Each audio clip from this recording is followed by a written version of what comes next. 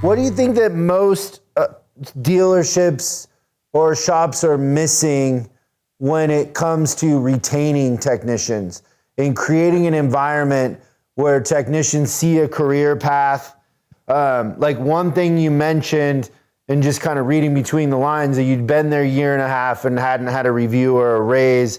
Like, what sort of things would you advise managers to do in order to retain the techs that they have, right? Because oftentimes retaining the techs you have leads to them then recruiting other techs. I don't know how many times I've had technicians that worked for me at school recruit other techs to come work for us because of how the technicians feel and they talk. It's really a small world at the end of the day.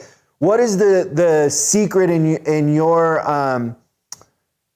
opinion to retaining and creating that environment? I would have to say listening to the tech.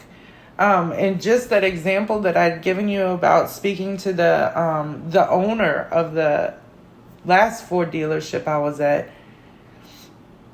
When I spoke with him, our initial conversation kind of happened in a meeting with about 5 other techs. He had sat us all down because he wanted us to work a little more and get a lot more vehicles out, but there was no incentive behind it.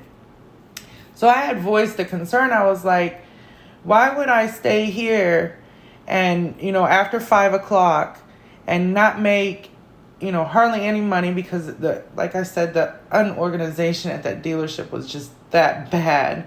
I was like, I could stay here for an extra 2 hours a day and make $50, or I can leave and go to my second job and make $150 an hour. What incentive is there for me to stay and work a little more for you?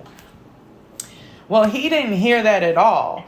He didn't listen at all, because next thing I know, he was talking about, Kayce's talking about doing a bunch of side work. And I think the rumor around the shop I threw somebody else under the bus about side work. And this all came from that conversation. And I was like, he did not listen to me at all. Not only did he listen, but he went a whole different direction with it. And then on top of that, when he finally came and talked to me again, that's when I asked him about the transmission part.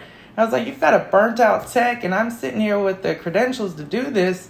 I just need the training. I can pull a transmission, put it back in all day, but taking out clutch packs and putting them back in, that's a little different. And I can't afford to do that on my time. I need to be trained properly. I need to do it a couple of times with somebody. And then we can go from there, if that makes any sense. And he just shut it down. I was like, I don't want to spend money on that, blah, blah, blah. That made me push my toolbox out. He didn't listen. The new dealership that I'm at, or the dealership I'm at right now, he listened to everything that I wanted. This is where I want to see myself in a few years. This is what I want to do. And he made it happen. And I can see myself being at this dealership for a while. Which is funny, because I didn't ever think I wasn't going to work on BMWs.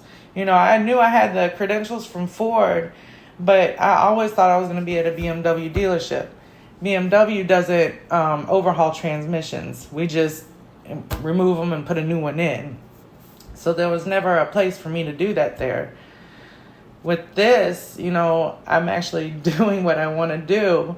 And it all stemmed from social media. I got fired from social media, but I also got millions of opportunities now from social media. Yeah. So listen and have a career path is what I heard. Thanks so much for watching this clip of Service Driving Revolution. We're uploading new stuff every day, so make sure you subscribe and click the bell icon so you don't miss out. If you have a question you'd like us to answer on the show, call 8333-ASK-SDR and we'll answer your question on the show. That's 8333-ASK-SDR.